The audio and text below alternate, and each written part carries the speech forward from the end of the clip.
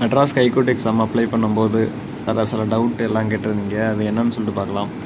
First பார்த்தீங்கன்னா எல்லா certificate, educational certificate, community certificate, technical certificate எல்லாம் ஒரே ஃபைலாக அப்லோட் பண்ணுறதுக்கு 115 கேபி சைஸுக்குள்ளே இருக்கணும்னு சொல்லியிருந்தாங்க.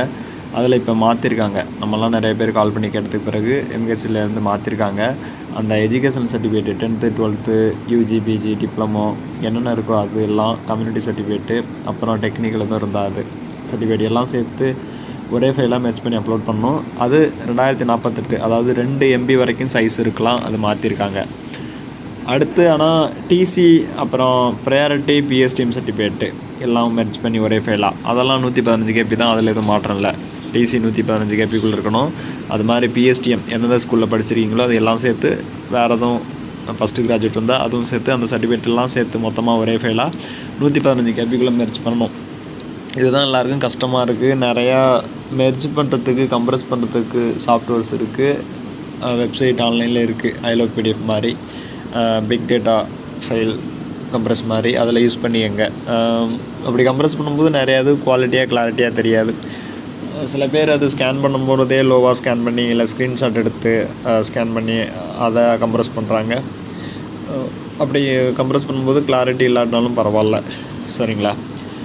அடுத்து பார்த்திங்கன்னா இந்த ஆஃப்லைன் ஃபீஸ் தான் இந்தியன் பேங்க்கில் தான் செல்லான் ஜென்ரேட் பண்ணி தான் பண்ணணும். ஒரு போஸ்ட்டுக்கும் 500 ரூபா கட்டுற மாதிரி இருக்கும். அது இல்லாமல் 10 ரூபா பேங்க் சார்ஜ் இருக்கும். இது மாதிரி ஆஃப்லைன் செல்லான் ஜென்ரேட் பண்ணி போயிட்டு பேங்க்கில் கட்டிட்டு திரும்ப அந்த செல்லானில் உள்ள ஹைகோர்ட் காப்பி அப்லோடு பண்ணணும். அதனால் கொஞ்சம் முன்னாடியே பண்ணுங்கள். லாஸ்ட் டேட் May 27 தான். இந்த வாரம் மட்டும்தான் இருக்குது அப்ளை பண்ண. அடுத்து நேற்று TRB graduate level exam results வெளியாக இருந்துச்சு. அது எல்லாருக்கும் தெரியும். அப்புறம் நிறைய இந்த எம்ஹெச் வெப்சைட் ரொம்ப ஸ்லோவாக இருக்குது. சில டைம் செலக்ட் பட்டன்லாம் சரியாக ஒர்க் ஆக மாட்டேங்குது. ரொம்ப நேரம் வெயிட் பண்ண வேண்டியதாக இருக்குது. லாகின்ல சில டைம் பிரச்சனை இருக்குது. ஓடிபி வர கொஞ்சம் லேட் ஆகுது. அது மாதிரி நிறைய பக்ஸ் இருக்குது. கொஞ்சம் சரி பண்ணலாலும் இருக்குது. நிறைய பேர் வெப்சைட் ஒர்க் ஆகுதா, ஸ்லோவாக இருக்குதுன்னு சொன்னீங்க. ஸ்லோவாக தான் இருக்குது, ஆனால் ஒர்க் ஆகுது. நேற்றும் ஒருத்தவங்களுக்கு அப்ளை பண்ணேன், இன்றைக்கி அப்ளை பண்ணேன்.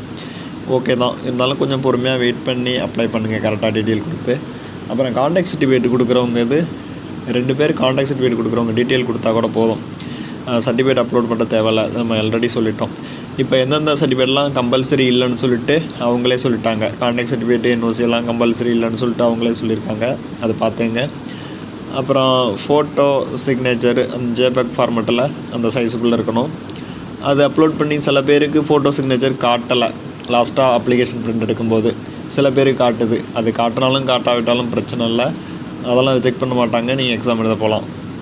அப்புறம் அந்த எஜுகேஷன் சர்டிஃபிகேட் எல்லாமே 2 MB இப்போ மாற்றிருக்காங்க. ஆரம்பத்தில் நிறைய பேர் 115 கேபிக்குள்ளே அப்லோட் பண்ணியிருப்பீங்க. அப்படி கொஞ்சம் லோவாக இருந்திருக்கும்.